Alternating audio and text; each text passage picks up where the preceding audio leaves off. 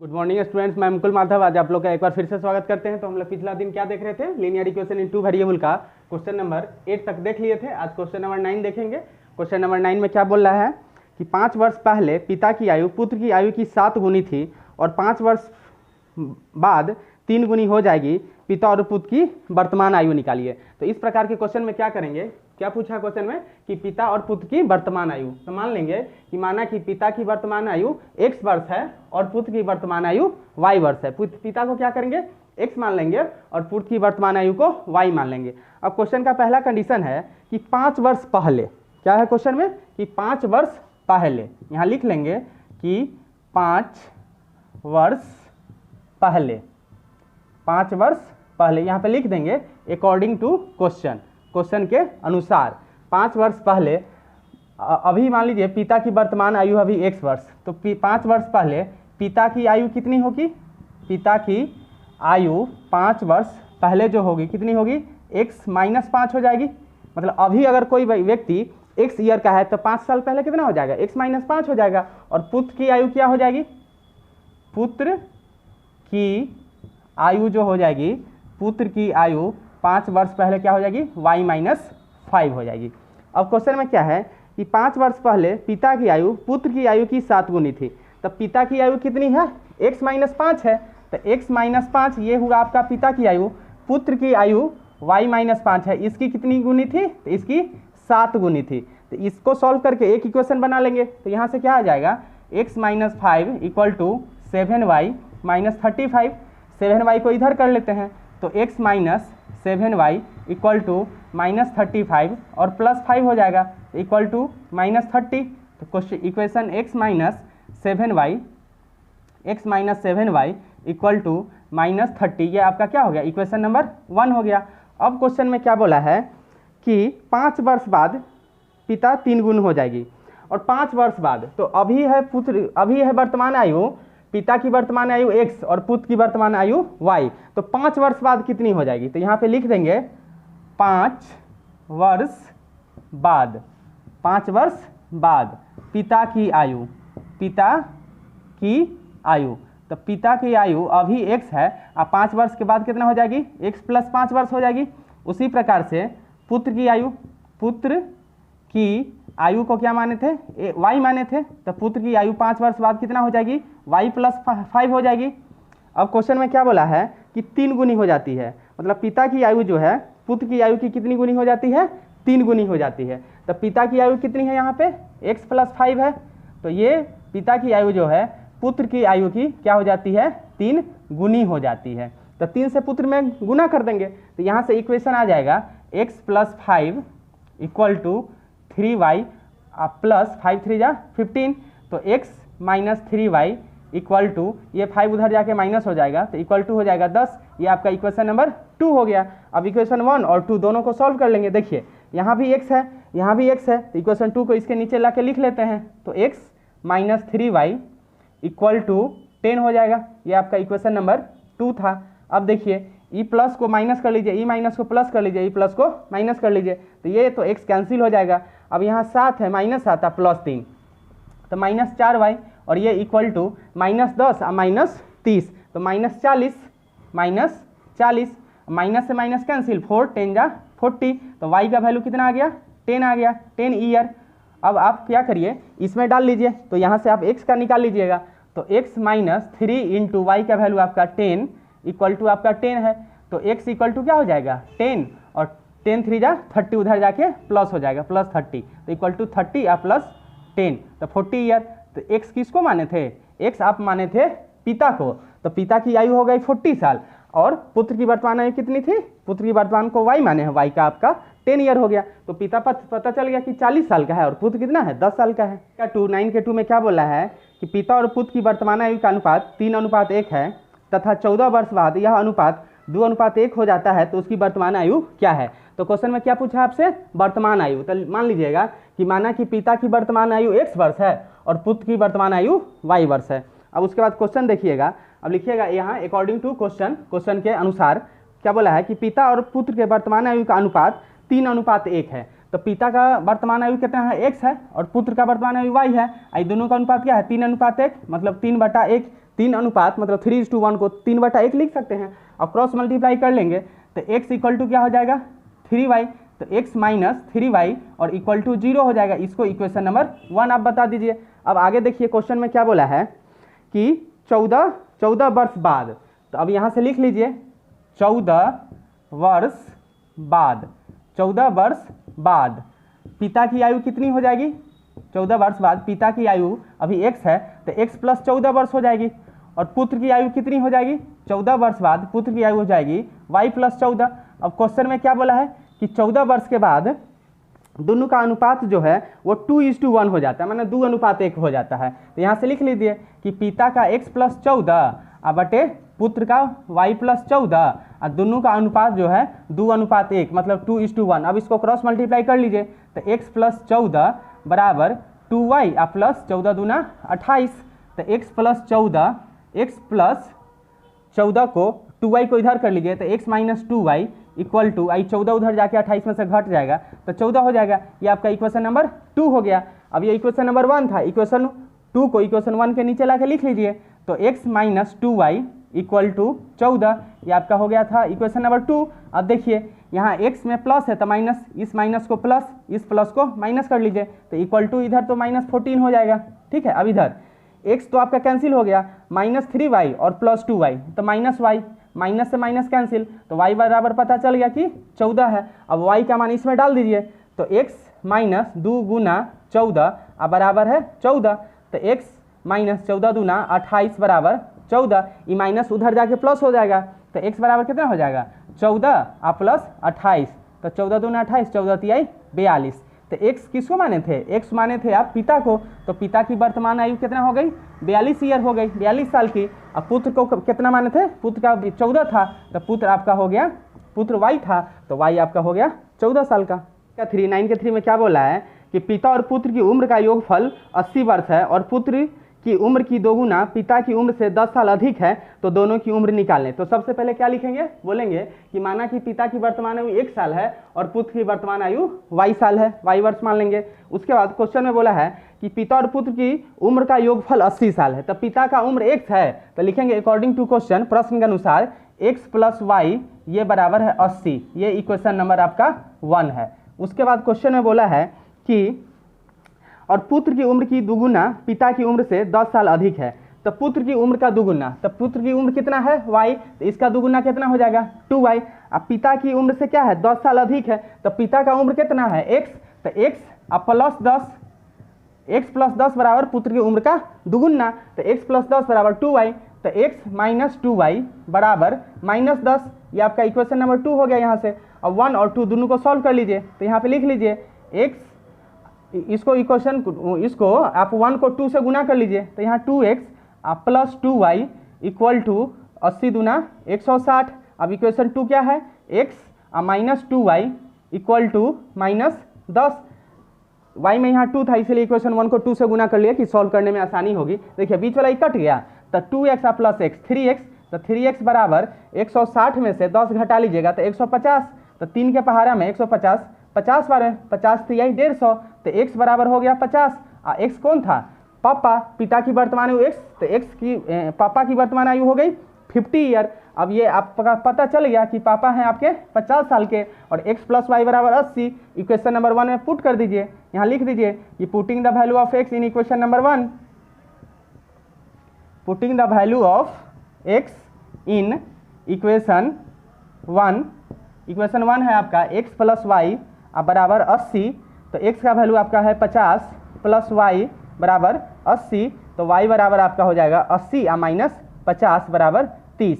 तो पता चल गया कि पुत्र का उम्र है 30 साल का और पिता की उम्र है 50 साल। और में क्या बोला है कि राम के पिता की आयु राम की आयु की 4 गुनी है, 5 वर्ष पहले उसके पिता की आयु उस समय राम की आयु की 9 गुनी थी, तो उसकी वर्तमान आयु ज्ञात करें। तो लिखेंगे यहाँ माना कि राम के पिता की वर्तमान आयु x वर्ष है, यहाँ पे क्या सत्ता देंगे, सिर्फ माना कि राम के पिता की वर्तमान आयु x वर्ष है और राम की आयु, यहाँ पुत्र के जगह क्या कर देंगे राम कर देंगे, और राम की वर्तमान आयु y वर्ष है। और क्वेश्चन में क्या बोला है कंडीशन, कि राम के पिता की आयु की 4 गुनी है। तो राम के पिता की आयु कितनी है? राम की पिता की आयु है 1 साल और राम की वर्तमान आयु है y साल। तो राम की पिता की आयु जो राम की आयु की है 4 गुनी, तो राम की आयु है y, तो y को 4 से गुना कर देंगे तो x minus 4y equal to हो जाएगा 0। ये आपका इक्वेशन नंबर 1 हो गया। उसके बाद दूसरा क्वेश्चन है कि 5 वर्ष पहले राम की पिता की आयु जो है वो उसके पुत्र की आयु की 9 गुनी हो जाती है। तो 5 वर्ष पहले यहाँ लिखेंगे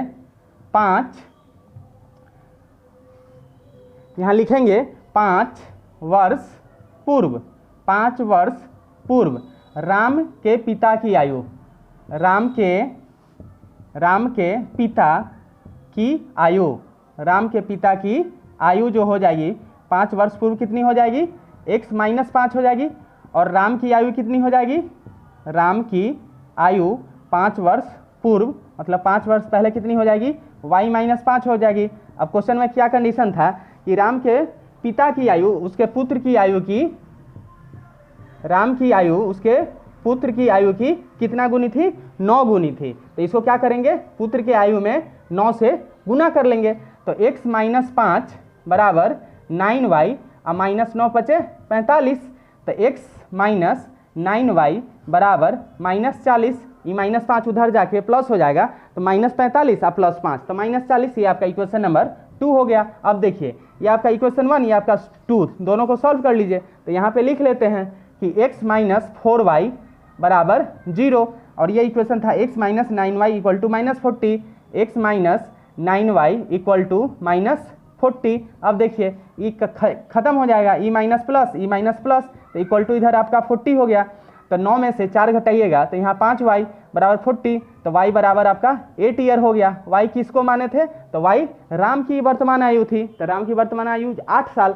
अब जो आपका y का जो वैल्यू आया है इसमें डाल लीजिए।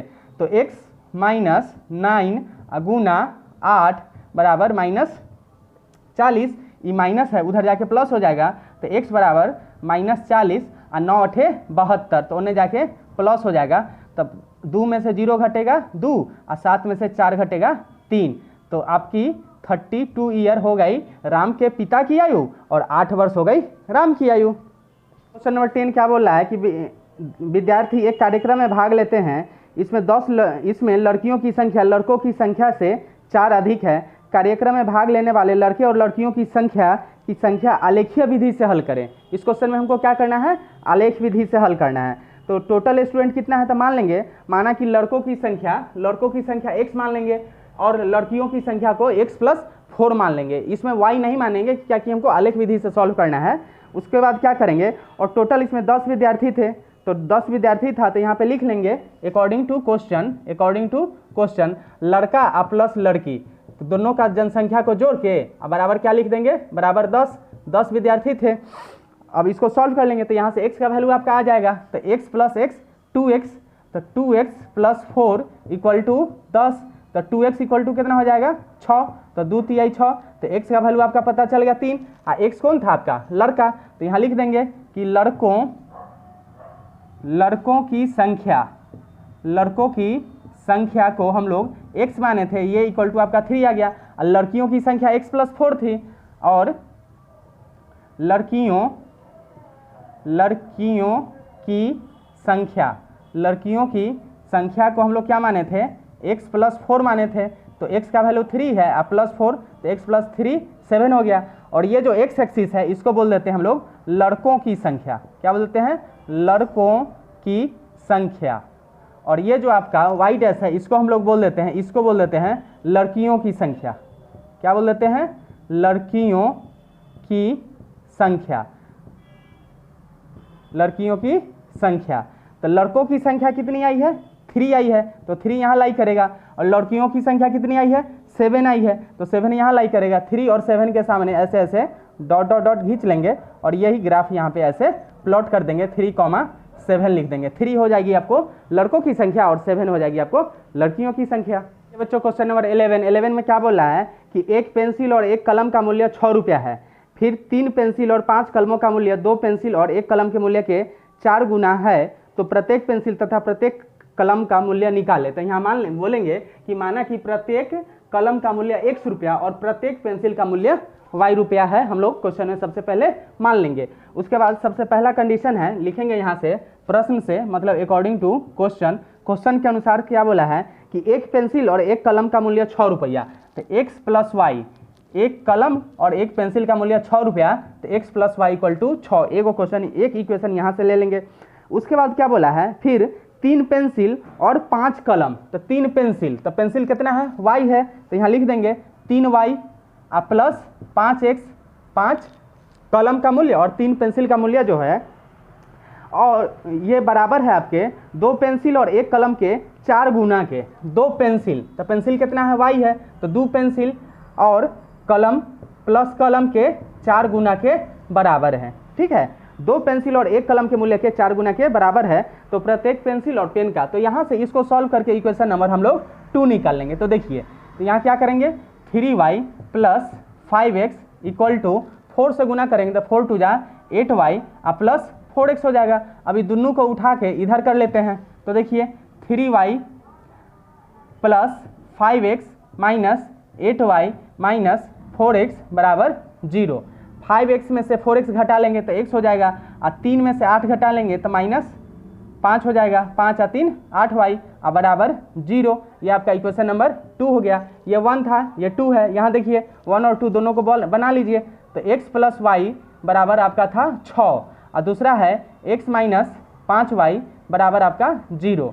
तो ई तो minus, E plus E minus, तो ई कैंसिल हो जाएगा। अब प्लस प्लस, तो 5 और 1 6y बराबर 6, तो y बराबर 6 बटा 6, 6 से 6 कट गया तो एक बार में, तो y का मान कितना आ गया, 1 रुपया। और उसके बाद x प्लस वाई बराबर 6 है, यहाँ से x प्लस वाई बराबर आपका 6 है, और y का वैल्यू 1 आया है, तो x प्लस 1 बराबर 6, तो x बराबर आपका हो जाएगा 6 माइनस 1, तो x बराबर आपका हो जाएगा 5। x किसको माने थे, कलम का, एक कलम का मूल्य x, तो x आपका आ गया 5 रुपया का, और पेंसिल को y माने थे, तो y का वैल्यू आएगा आपका 1 रुपया। ये आपका दोनों आंसर हो गया। ये बच्चों क्वेश्चन नंबर 12 में क्या बोल रहा है कि 2 कक्षाओं A तथा B में कुछ विद्यार्थी बैठे हैं, यदि कक्षा A में 5 विद्यार्थी कक्षा B में भेज दिए जाते हैं तो दोनों कक्षाओं विद्यार्थियों की संख्या समान हो जाती है। ठीक है, तो सबसे बोलिएगा कि माना कि कक्षा A में x तथा कक्षा B में y विद्यार्थी है, तो कक्षा A में से अकॉर्डिंग टू क्वेश्चन यहाँ पे लिखिएगा, अकॉर्डिंग टू क्वेश्चन कि कक्षा A में आपका x विद्यार्थी है और कक्षा B में आपका y विद्यार्थी है। तब इसमें से 5 को इसमें से घींच लीजिएगा माने माइनस करिएगा, तब नहीं में जाके प्लस वो प्लस 5 हो जाएगा। और तब बोला है कि A में से घींच रहे, तो A में x है, मतलब A बराबर आपका x था और B बराबर आपका y था, तो A में से 5 को घींच रहे हैं माने माइनस कर रहे हैं, तो 5 में से घींच लिए, तो B में वो 5 को क्या कर देते हैं, प्लस कर देते हैं, B में जाके उसको डाल देते हैं, तो दोनों में विद्यार्थी का संख्या बराबर आ जाता है, मतलब A बराबर B हो जाता है, तो A बराबर B हो गया। अब इसको सॉल्व करके यहाँ से एक इक्वेशन निकाल लेंगे, तो ये कितना हो जाएगा, x माइनस वाई बराबर 5, और ई माइनस 5 होने जाएगा तो 10, तो ये आपका इक्वेशन नंबर 1 हो गया। उसके बाद क्या बोला है, भेज दिए जाते हैं और दोनों कक्षा विद्यार्थियों की संख्या समान हो जाती है, तो ये दोनों समान हो गया। यदि कक्षा B में B से 5 विद्यार्थी कक्षा में A में भेज दिए जाए, और तो कक्षा A में विद्यार्थियों की संख्या कक्षा B में विद्यार्थियों की संख्या की दोगुनी हो जाती है, तो दोनों कक्षाओं में अलग अलग विद्यार्थियों की मूल संख्या ज्ञात करें। अब सेकेंड का कंडीशन क्या लगाया है कि कक्षा B में से, तो कक्षा B में कितना है, y है, तो y में से 5 को घींच रहे हैं, घींच के किसको दे रहे हैं, A को दे रहे हैं, A में कितना है, x है, तो x में अब y प्लस x प्लस 5 हो जाएगा, तो e बराबर जो हो जाता है, e 2 गुना हो जाता है इसके, कक्षा में A में जो विद्यार्थियों की संख्या होती है B में विद्यार्थियों की संख्या की 2 गुनी हो जाती है, ट्वाइस हो जाती है, तो 2 से में गुना कर देंगे, तो x प्लस 5 ये बराबर 2y और माइनस 5 दूना 10, तो 2y को अन्य कर लेते हैं, 5 को अन्य कर लेते हैं, तो x माइनस 2y बराबर माइनस 15 हो जाएगा। ये आपका इक्वेशन नंबर 2 हो गया। ये 1 था और ये 2 हो गया, दोनों को सॉल्व कर लीजिए। देखिए y में यहाँ 2 है, उससे भी अच्छा है, दोनों को अलग अलग लिख के आसानी से बन जाएगा, तो x माइनस y बराबर है आपका 10।